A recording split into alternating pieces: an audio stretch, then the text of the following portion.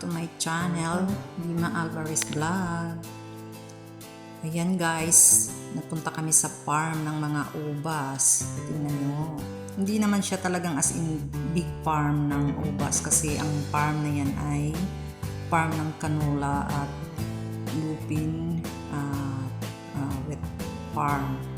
Pero may sila, may kunting side na mga ubas at bali tatlong variety ng grapes, table grapes. Yung pangkain siya, hindi siya pang wine. Meron din silang mangga, 3 puno lang siya pero hitik na hitik ng bunga. At yung ubas na yan guys, itong ubas na to ay napakatamis. Akala mo may asukal. Pagkain ko nga, inubo ako. Kasi sobrang tamis niya talaga guys. Yan, siguro pagbalik namin dyan, siguro yan, fully ripe na siya. So ayan yung mango nila guys. 3 puno lang siya pero ang baba niya. At tingnan mo naman, hitik na hitik sa bunga. At hindi siya maasim. Hilaw siya pero masarap siya isawsaw sa toyo na may asukal. Yan. Ayan, 3 puno siya. Punong-puno talaga siya. Tapos, ewan ko ba, talagang ang ganda ng puno niya. Maraming bunga. Tapos, kala mo siya hinog. Parang maniba lang pero hindi. Ano pa siya, talagang mura pa siya, kumbaga. Mura pa. Pwede mo pa nga siyang ikat. Tapos tanggalin mo yung buto. Sarap niya guys. Yum. Tapos malutong. Sausaw mo sa asukal at may toyo. Ang sarap. Kung may bagoong ka naman, mas lalong masarap. Yum. Napaka-yum. Naubos ko yung pumitas lang ako ng bali 4 na peraso guys. Tingnan mo yung grapes guys. Ang tamis. Inubo ko dyan kasi ang tamis talaga niya. Na masasamid ka sa sobrang tamis. Ewan ko, ibang klase siya. Pero hindi siya seedless. Medyo maliliit siya. Pero iba talaga yung lasa niya. Masarap. Tamis. Ayan yung mango guys. Ang sarap niya. Pagdating, sinawsaw ko talaga siya kaagad sa toyo na may kunting asukal. At sulit yung kahit mainit. Napakainit ng panahon dito guys kasi summer ngayon hanggang February. Tapos pag summer dito, ayan yung time ng mga ubas. Mga winery, ang daming winery dito. Pero yung ubas na yan is pangkain siya, hindi siya pang wine. May mga lugar na maraming mga winery. Iba naman yung klase ng ubas na talagang hindi mo raw yung pwedeng kainin. Pang wine lang talaga siya.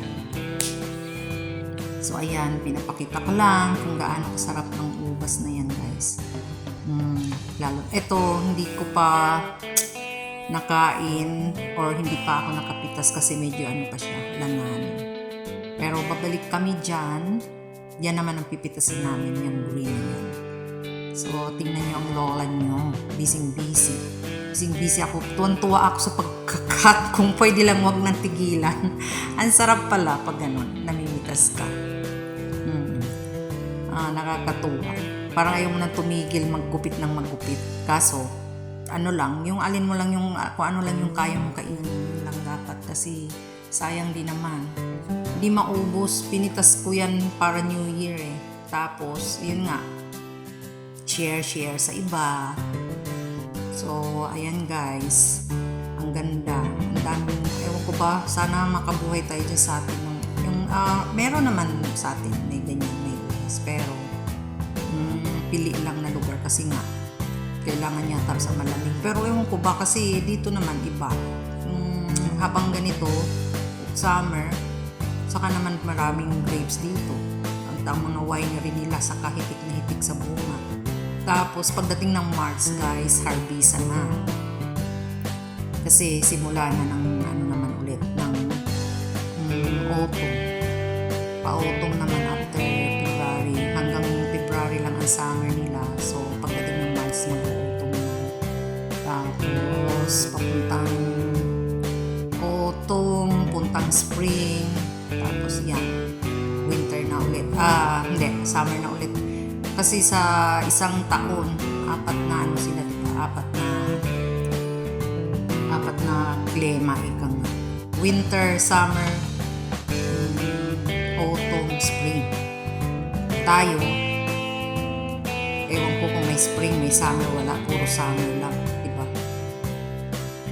Meron tayo tag-ulan, pero ewan ko, mahirap ipaliwanag, humid kasi dyan sa atin pag nag-summer dito, diba?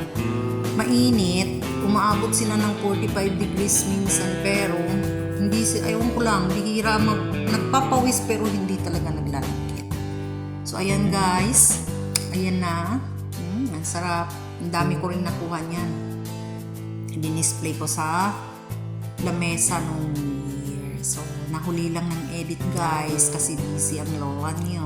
So ayan. Thanks for watching at salamat sa mga patuloy na sumusuporta at sa mga minsan nagbibigay ng star. Sana naman, pero hindi ako maasa dyan sa star guys. Libangan lang tong akin guys kasi hindi ko masyadong kinakareer yan dahil mas ano ko pa rin yung sa kabila sa YT kasi iba talaga. Dito, ewan ko lang sa iba, kanya-kanya naman tayo ng pananaw. Basta akin libangan lang habang walang trabaho kasi nga wala pang trabaho, bawal pa. So ayan guys, good luck sa ating lahat para sa ating bagong 2024. Okay, see you on my next video.